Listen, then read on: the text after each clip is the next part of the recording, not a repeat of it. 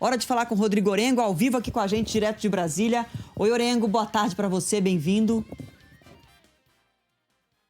Boa tarde, Adriana. Boa tarde, Frumento, e a todos. Olha, Adriana, são as últimas horas aqui de autoridades em Brasília, porque daqui a pouco todo mundo pega o voo e vai para os estados. Mas é um momento importante, viu, Adriana? Por quê? Porque a finalização do trabalho no Congresso Nacional, com a aprovação do pacote, então o governo conseguiu vencer aquela corrida contra o tempo. Agora, não é o pacote que o mercado esperava, né? E, inclusive, que inicialmente o governo esperava. Sabia que ia ter que mexer, sabia que ia ter que realmente fazer concessões. Agora, por exemplo, você pega ali alguns detalhes, né? Os parlamentares, que naquela primeira proposta aprovada na Câmara dos Deputados, poderiam restringir em até 15% as emendas em caso de déficit fiscal.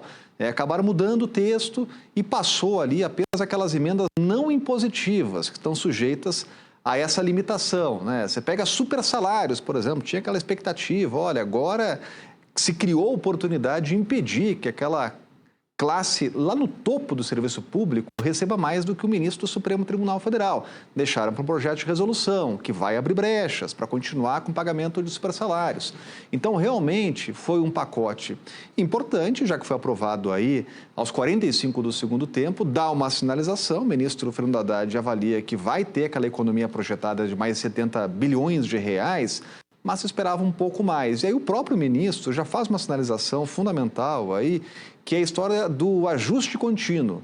Então, fazendo uma sinalização que novas propostas vão chegar ao Congresso no ano que vem, para aí sim os parlamentares conseguirem apertar um pouco mais o cinto. É sempre muito difícil, a gente sabe que politicamente, por um deputado lá votar matérias de contingenciamento, de redução de custos, é sempre muito difícil politicamente. Agora o governo conseguiu aí nesse pacote mais 340 votos, quando precisava ali de no máximo 308. Então conseguiu uma margem aí significativa depois da desidratação do pacote corte gastos, né? O governo vem se empenhando aí nesses últimos dias a tentar também fazer sinalizações, né? Hoje com até o anúncio do presidente Lula ao lado do próximo presidente do Banco Central, indicado pelo presidente, Gabriel Galípolo, dizendo que vai ter autonomia.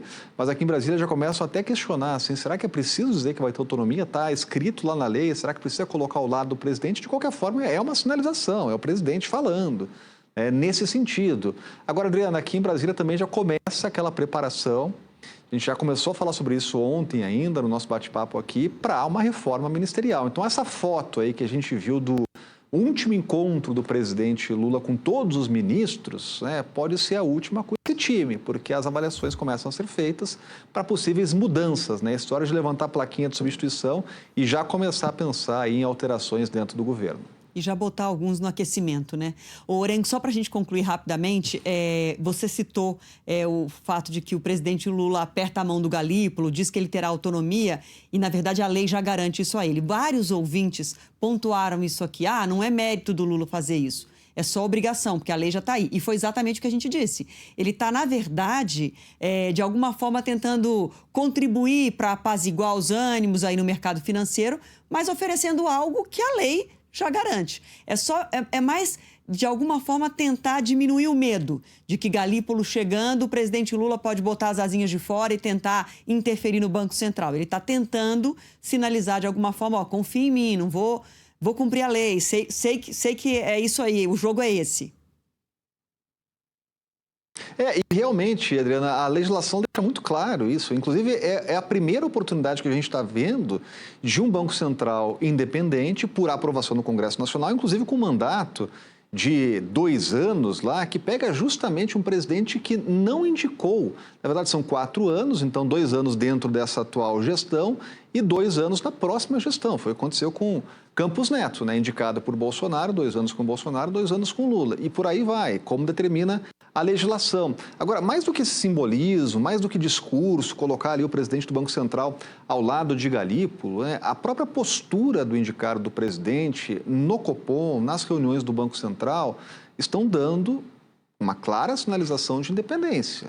Se ele, nessas últimas votações, votou juntamente, ao lado da principal figura hoje criticada pelo presidente, que é Campos Neto, e votou pelo aumento da taxa de juros, né, mostra que ele tem lá um perfil realmente de independência, né? Nas últimas reuniões do Copom para definição de taxa de juros, apenas em uma teve uma divergência, né? Então, Galípolo tem lá o seu perfil, que tem demonstrado independência, mas é claro que agora a gente vê também que o governo acaba perdendo esse discurso, né? Que já que é o indicado do presidente, faz sentido ficar criticando publicamente o indicado para o Banco Central, né? Então, agora é melhor realmente apostar aí na autonomia e aí em medidas concretas. Segundo o ministro da Fazenda, novas propostas devem ser encaminhadas aí ao Congresso Nacional. Tomara. E tomara que aprendam a lição com todo esse estresse desse fim de ano, que os ajustes sejam feitos ao longo do ano. Não deixar para outubro de 2025, novembro de 2025,